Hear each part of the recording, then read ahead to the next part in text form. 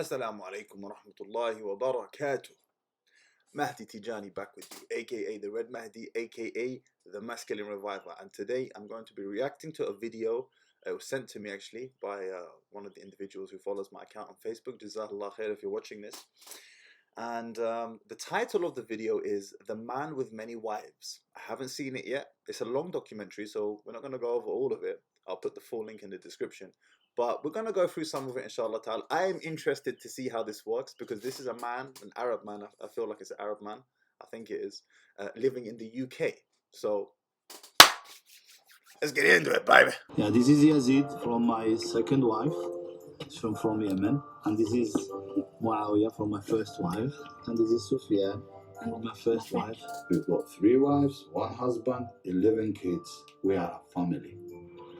Men with many wives. And increasingly Donny! Big man! common sight in Britain today. I remember this, bro. We call it instant children. When you were in polygamy, the second, third, and fourth wife will have instant children. I enjoy polygamy because I have my the days that I have to myself and to my children. So when my husband told me about polygyny from the outset, I thought, yeah, I can trust this guy. That's what made me want to marry him more. Wow. Please, if you take nothing else from this video, listen to what that sister said. I can trust this guy. It's one of the biggest things, one of the biggest blessings a woman can bestow upon a man is her undying trust. And one of the most important things a man wants from a woman is her trust. If she feels she can trust you to handle this maze you're about to sign up for, she'll be much more willing to engage in it with you willingly as opposed to fighting you. That's so important. That's big, man. Like, salute to the sister and respect to the brother because clearly he's earned it. I can trust you, she said. She didn't say, I think you're a rich man. She didn't say, she could have said a whole bunch of things. She said, I can trust you. Why trust? Because she knows he's leading her. In order for her to be led, she needs to feel like I can trust this man. So important. But a polygamous life is never simple. Out of 10 years, I could honestly say, being very generous, I've probably had 6 months of time with me and him. I can't understand this when brothers are doing polygyny and, you know, like this sister, she's in polygyny, right? It's going to sound like I'm being basic here. The sister don't even wear hijab. So I'm presuming if a brother is happy with his wife coming on camera, not wearing hijab, that means he is slacking on his deen. People say, oh, brother, you can't judge. Iman is in the heart. Yeah, well, I'll give you an answer by Sheikh Salih al-Fawzan. He said, with respect to those who don't pray, and then say, Islam is in my heart. He said, if Islam was in your heart, you would have established the prayer. Now, obviously, this is not salah, this is hijab. But the fruits of your iman display themselves in your body. Do you see? For the man that's growing out his beard, for the woman that's adorning the hijab, the fruits of your iman display themselves in your body or on your body. And if they don't, then it means there's an indication that, well, first and foremostly, you're not giving Allah his rights. And if the man is okay for his wife to come on camera, not dressed appropriately, which not giving Allah his rights, it means 100% he's slacking on her rights towards her, she's slacking on her rights towards him. Do you see the connection? Domino effect. Domino effect. Especially with a wife in another country. It should just be seen as what it is. It's an allowable choice. Long distance relationships, gentlemen, don't work. Don't do this marry a sister from another country business, yeah? None of that. They don't work.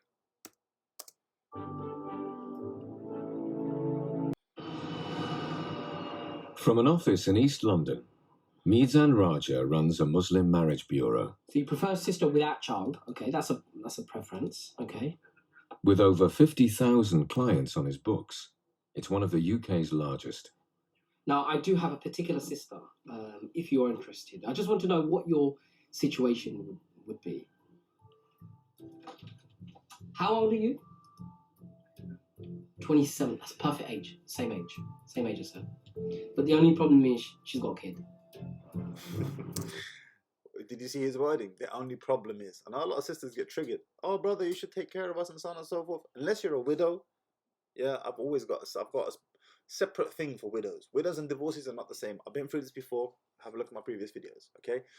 Why do divorcee women get upset with men who are reluctant to marry a divorcee sister who has kids? Why? Because she doesn't want to face up to the consequences of her poor decision making.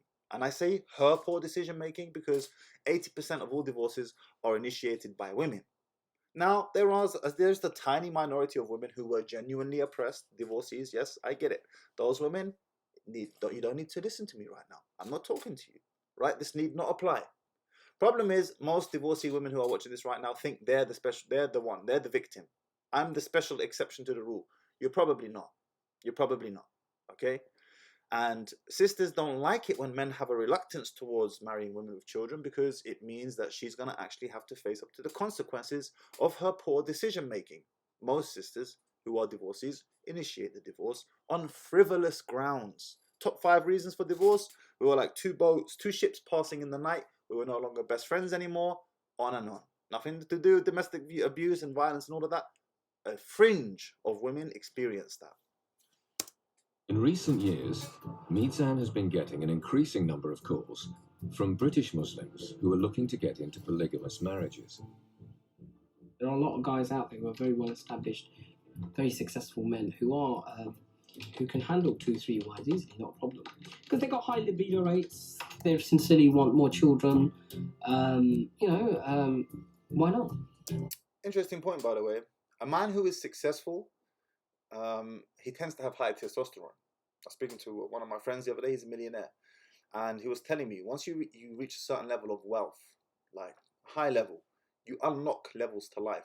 You unlock certain levels, certain privileges that the average everyday man does not have access to, and it literally gives you constant hits of testosterone. You get these frequent hits of testosterone in your body because of the new levels you're unlocking to life, and your libido increases as a result. Polygamy is illegal under British law, but permitted for Muslims under Sharia law. While far from the norm, some estimate as many. But cheating on your wife and having a mistress, no problem, very legal. MashaAllah. Taking on another woman and providing for her and caring for her and giving her the title, bestowing the title of wife upon her, this is illegal. We don't want this. Stupidity. 20,000 such marriages exist in Britain today. Bricks the masjid. Hassan Phillips has 2 wives. He's 32 and works part-time at a Brixton mosque. He converted to Islam when he was 16. A lot of people, when they find out that, oh, Hassan, you've got more than one wife, like, that must have been your game plan from the beginning, Jamaicans, they love women, apparently. Not something you come into Islam thinking about marriage, especially when you've come from a Christian background where, it's just girlfriends, And polygamy, that was the last thing on my mind. I used to be scared of it. At least being honest. In most Muslim polygamous marriages, the wives live in separate houses with their own children. Tonight, Hassan is on his way to stay with his wife Nabila in North London.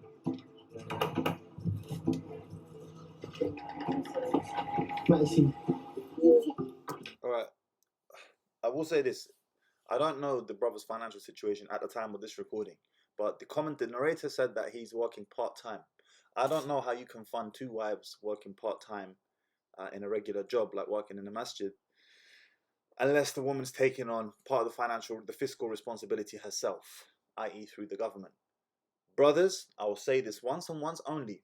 Unless you can afford to take on a woman completely, take care of all of her financial affairs completely, I highly recommend you don't get married again to a second, third, or fourth. Why? Even though it's permissible, eventually this is going to catch up with you. Eventually she's going to tire of the fact that you're not covering all the bills. I have experienced this myself firsthand. Eventually my second wife got fed up with me. Point blank, period. I wasn't stepping up to the plate. She got fed up with me. Hell, I probably would have divorced myself. I wasn't patterning up. I wasn't meeting her hypergamous expectations. So I don't know what this brother's situation is, but general rule of thumb, unless you can afford to completely pick up a woman, put her in a new home and take care of everything A to Z, and thereby satisfy her hypergamous tendencies, don't do it. Because you're gonna have kids with this woman, and then she's gonna probably eventually leave, and then the first one might even end up leaving, and then you end up breaking two families. Forget that nonsense. Nabila came from Malaysia to do a PhD in engineering at Cambridge. She met Hassan through a Muslim matrimonial website and gave up her studies to marry him and have his children, Safiyan and Saleh. I was looking for somebody who's been... So she's a sharp cookie. And this is an example of hypergamy going backwards. Like, typically a woman who's PhD level, she's looking for a man PhD level, but it's very rare to find for a woman to be able to find a man that's at the same level. As less than 1.4% of the UK population have PhDs, as an example. So if you're a PhD woman, you have less than 1.4% of men to choose from. That's not including gay men. That's not including transsexual men. That's not including married men. That's not including non-Muslim men. That's all men. So it comes to a point where a woman says to herself, you know what? It's better for me to just be married than to not be married at all. I would love to know how this marriage has played out since this recording. I would love to know. Or who's already in a marriage. So, because I was married before that, and having gone through one divorce, you kind of know what you wanted in marriage. So, so I wanted somebody who already knows how to be a husband. That means that somebody who's already a husband is a good candidate. Yeah. I don't really support brothers. That's logical. I can't lie to you. That's logical. Social proof. Do other women see this man as to be a man who can handle his business? Well, I'm going to sign up to his team as well. That's logical. You have this mentality, no, she's got to be pure and chaste, never been touched, she's never seen daylight, and then he's, been around the block. And you think, well, come on, bruv. Why is she? When Nabila and Hassan married, she became the second wife, a co-wife in his polygamous marriage. I met with my co-wife before marriage, and we had tea and all that, and so she was okay with that. So, alhamdulillah. And after marriage, our relationship starts developing slowly and slowly.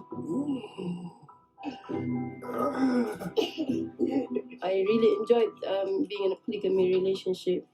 If people can see, what the greater benefit is, it's not. We are not stupid who are forced to be in this kind of relationship. Are you gonna move that to the top? Why you want it to be able to talk? I want it to be somewhere that prominent. Nabila works from home, designing and running the website for the family's business, selling Arabic perfumes and clothing. I've got some bits and pieces. This is some of our orders. Nice. It's a small family business, but it works. We're not, benefit based. We have our own business, and we live off whatever comes from our business. Okay, I respect that.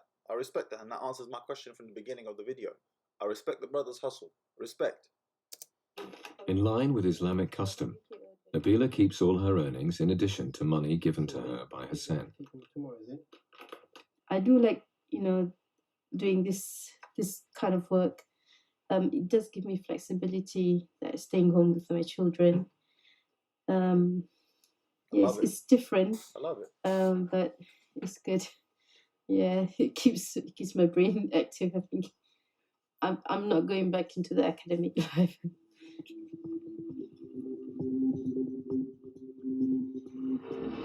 Listen, they might not be living the life of Riley, but so far, mashallah, I can't criticize.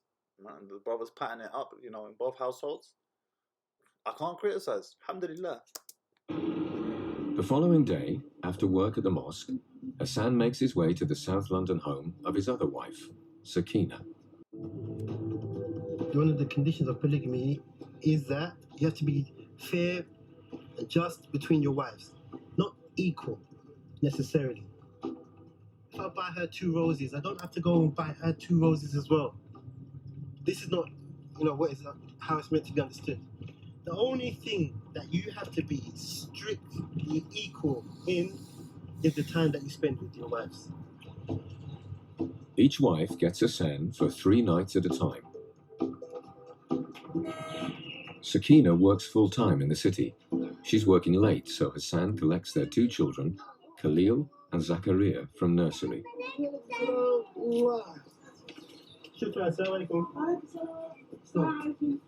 Okay. How was school? Hassan was already married and divorced when he met Sakina at university. She is the first wife in his polygamous marriage. This will be interesting. If you ask me to cook, I cook for myself. But if I try to cook for other people, they're gonna leave with an upset stomach. Yeah, I'm not that bad a cook. The secret is, I'll tell you what, this is the secret. Don't let your wife know how good a cook you are, because once you do that, you're gonna be the victim of your own success. You're gonna end up having to cook all the time when she realizes how good you really are.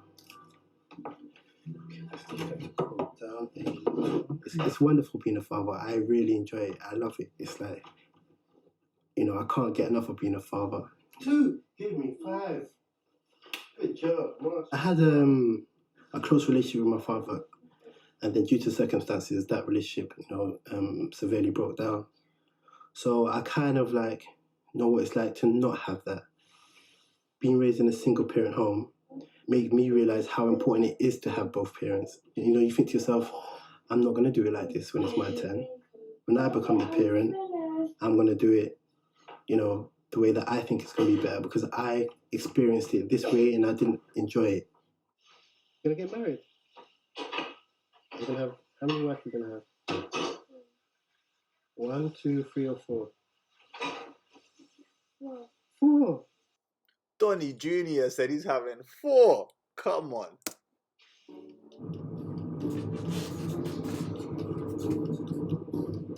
Mizan from the Marriage Bureau is on his way to meet 2 new clients wanting a polygamous marriage. I'm going to add this point here. The narrator mentioned that the first wife works full-time in the city. If she's working because she wants to work, I'm not going to cap it. Listen, ain't none of my wives working. Point blank, period. Yeah, I'm going to give it to you straight like that.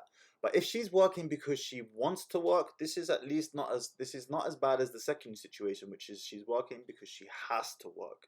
If she's working because without her income, the brother would not be able to sustain this polygyny and provide for both households, which I'm going to take a wild guess and say that's quite possibly the case. This is not a good position to be in, gentlemen, and you're not going to have the upper hand. Do you notice, for example, it was preparing the food for the kids, and he's saying, don't let your wife know how good you can cook, because if she finds out, then you're going to have to be cooking all the time. Abandon that nonsense.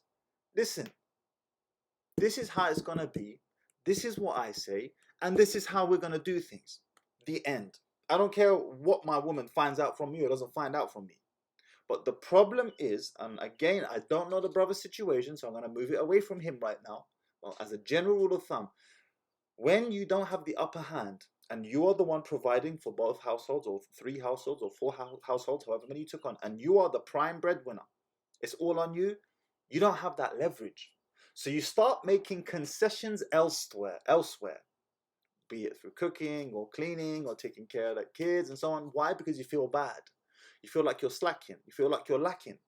And you want to compensate in other ways. I can relate to this. I've done polygyny the wrong way. And again, I'm taking it away from the brother situation because I don't know his situation personally. But if you are in this situation, this is a bad place to be. And that's why I say, brothers, unless you can take another woman and completely pattern up all her bills for her and take care of everything single-handedly yourself, don't do it. You're on a timer before she leaves. And I don't know how many years ago this documentary was taken, and I don't know what the situation of their marriages are now, but it would be very interesting to find out. we've got an oversupply. I don't like using the word. We've got a massive oversupply of women in their 30s, 40s, divorced. Oversupply, you know. Humongous. I mean, I can literally, on our service, we've got something nearly up to 15,000 to 20,000 women who are in that category, divorced, with children, and who are looking and finding it very difficult. Whew! Did you hear that, sisters? We have an oversupply of women in their 30s and 40s with kids. Why did you pull the trigger on your marriage? Why did you take that divorce? Why? I know for a great many of you that you regret having gotten divorced because I've spoken to you. You regret it. You knew it was a bad mistake. So to the young sister watching this now who might be thinking about leaving her marriage because she's become disenchanted with her husband, unless you have something real, serious, like he's a drug dealer, or he's taking drugs, or he's drinking alcohol, he's abandoning the wajibat of Allah, unless you've got something serious like that, stay in your marriage, sister.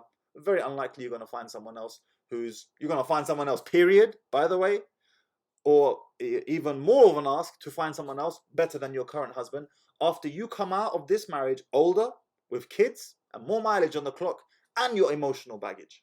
That's why we have this massive excess of women in their 30s and 40s. And I'm going to be honest with you, when the time comes for me to take another wife, inshallah ta'ala, the time is not right for me. I am not interested in polygyny right now. But when that time comes, if Allah has written it for me, if I still feel the same way, because the way I feel right now is that I will go back into that road eventually. Sisters, I'm not looking at no 30, 40, 50 plus year old woman. Hell no. Absolute max, in early to mid 20s, maximum. Because I know what I'm bringing to the table and how I'm going to change this sister's life. So with that being the case, I want the best bang for my buck. Best bang for my buck, which is a woman with low mileage, low baggage, and is in her prime years of youth, beauty, fertility. All men think like this, and that's why we have this surplus of women in their 30s and 40s who are struggling to get married. By the way, for those of you who say, oh, there's more women than men in the planet, no, right now it's almost 50-50. I was listening to Baba Ali the other day on Clubhouse. He runs an Islamic dating app, and he said it's like 51-49, the percentage of men to women on the planet. We're almost equal. So it's nothing to do with that. It's to do with women pulling the plug on their marriages for frivolous reasons and men's innate preferences, which is for young, fit, fertile, feminine, friendly women who don't have kids. Majority of them want a monogamous relationship, but more and more are now considering becoming co-wives, and it's driven by the women, not by the men. Yep, I can attest to that because I've spoken to these women. It comes from a point of desperation, which is, I've been single for so long. I would rather be married as a fourth wife than continue my spinsterhood lifestyle for the rest of my life, because it's miserable being single. So I understand that. Polygamy was practiced in Arabia before Islam, but with no restrictions on the number of wives. Islam limited... Let's just make it very clear. Polygyny, firstly and foremostly, which is where a man marries multiple women. Polygamy can be a woman having multiple men. Has been practiced worldwide, globally, since time immemorial, in all different religions, especially the main three religions, Judaism, Christianity, Islam, and in non-religious tribes, and even in the animal kingdom, the lion has multiple lionesses. This is not an Islamic thing. This is a human thing. Monogamy is a social construct. It's a social construct. Before the social construct of monogamy came into play, polygyny was adi, normal, particularly amongst high-value men, men of power and resources who were able to take on women. And the more power and resources you had as a man, the more women you had. Every 1 in 200 human beings on this planet is a descendant of Genghis Khan. My man went and populated half the planet. He populated half the planet. Okay, not half, but you understand what I'm saying. Why? He was a man of power and resources. The more resources you had, the more women you had. This is not an Islamic thing. This is a human thing. To 4.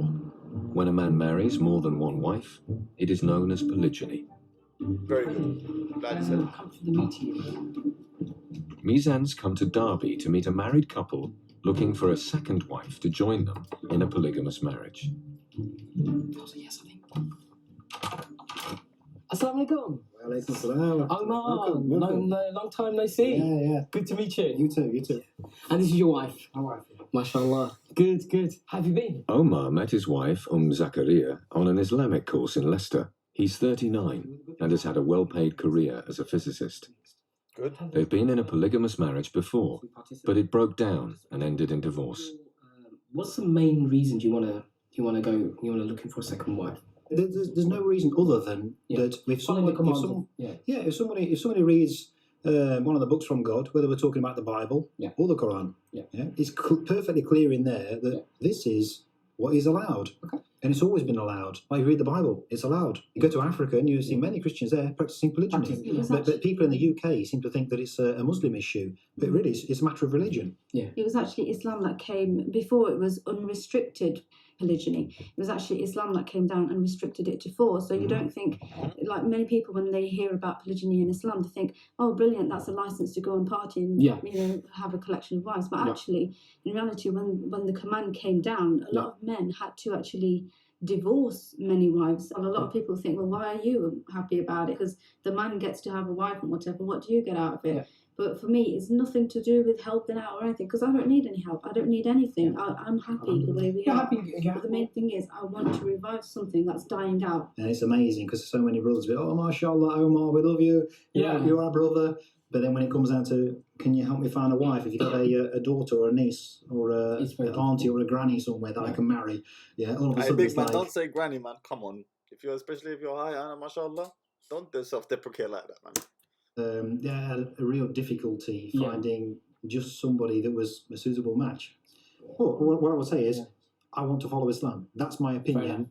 And if they've got a problem with that they call themselves a Muslim, they've got a contradiction within themselves. Yeah, I would say to the brother this: he done well. I want to get married again. Why? Best, because I do. Point blank. Period. That's it. It's a man's he is upon his fitrah when he wants to have multiple women. And as the sister correctly said, Allah is the one who restricted us to 4.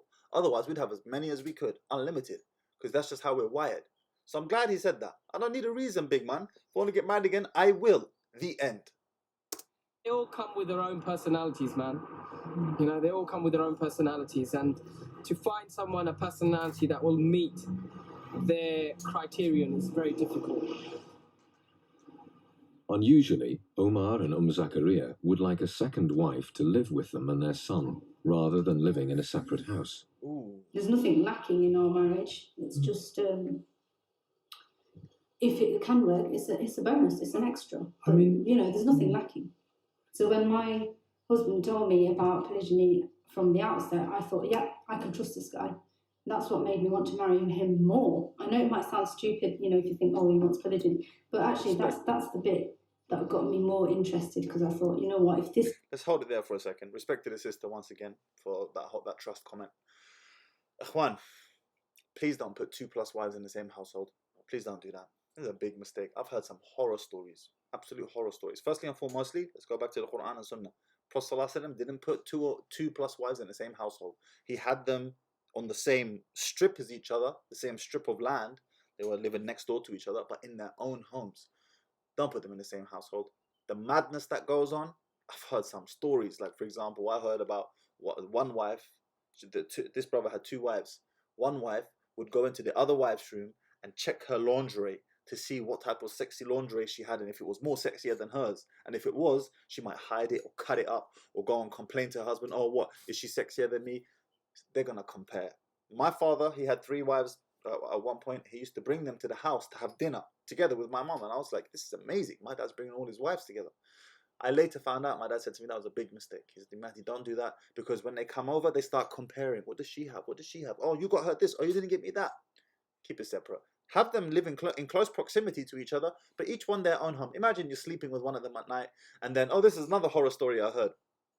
One wife would moan extra loud just so the other one could hear. Oh, God. Don't do this. Keep them in their separate households. That's all long. And then the same household, that's all long. And admit it from the beginning. Then I've got nothing to worry about. There's so many women out there who are wondering where their husbands are after night, after dark, thinking, is he going with another woman? What's he doing? you know, all that stuff. I have no issue with somebody telling me, right, I want polygyny, or I'm already married, or whatever else. Hassan already has 2 wives, but has decided to marry a third, a woman he met through a friend. How you doing? Okay? Fine, man. That's good. Yeah, no. That's family good. Good. MashaAllah. Okay, I'm getting married this week, innit? Allahu Akbar. MashaAllah. Fourth one? No, not yet. Number 3, inshallah. Number 3, yeah. Yeah, Okay, so mashallah. you're invited, inshallah. It's going to be in Alhamdulillah. Brixton. Acha, Friday after mashallah. Maghrib, if you can make it. Alhamdulillah. More than Good welcome, news, inshallah. good news. Yeah, MashaAllah. Very good to hear. So I'm just trying to This pick is the up man. figures. Allah reward you. May Allah make it easy for you. May Allah give you better, inshallah. Ameen. Inshallah. MashaAllah. Hassan's wife-to-be is of Somali origin and is almost 10 years older than him. As her husband, he will pay her a dowry and give her gifts. There we go. Look, we found a wheel. That's nice. I like that. She works as a driving instructor and, like most Muslim women in Britain, doesn't currently wear a face veil. This is the new niqab. This is for eyes as well. Because this is normal niqab, and this is for eyes. Okay. This is the new one. Okay. She's in her 40s. But it was deliberate. I wanted a mature woman because I appreciate the maturity. I appreciate a mature woman. And, just from experience, I think, that's what I need. I'm looking for companionship.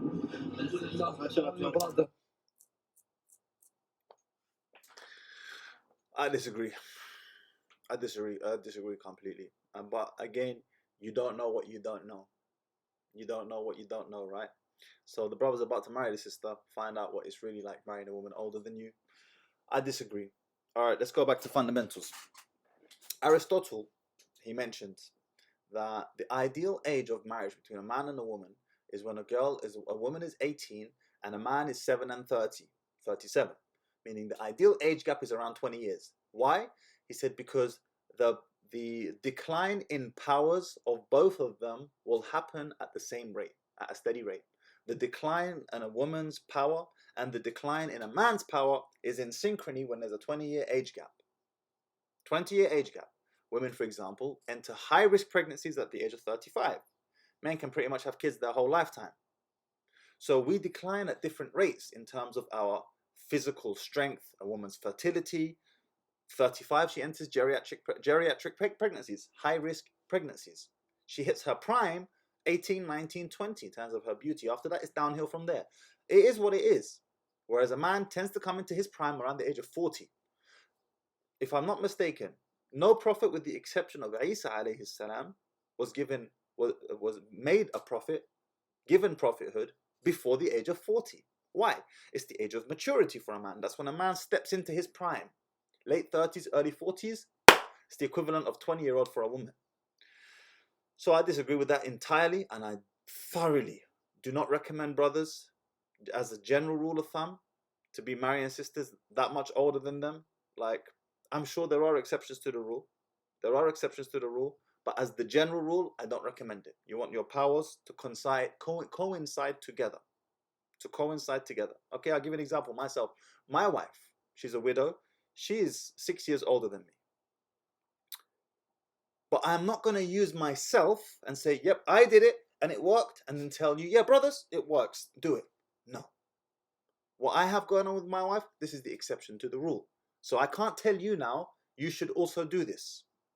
And when I married my wife, she's a widow. She was the third wife as well. So I can understand the brother.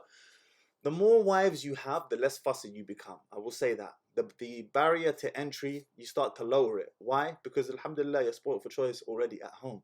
So you are less fussy with your prerequisites. When I married my wife, my current wife now, she was the third wife at the time.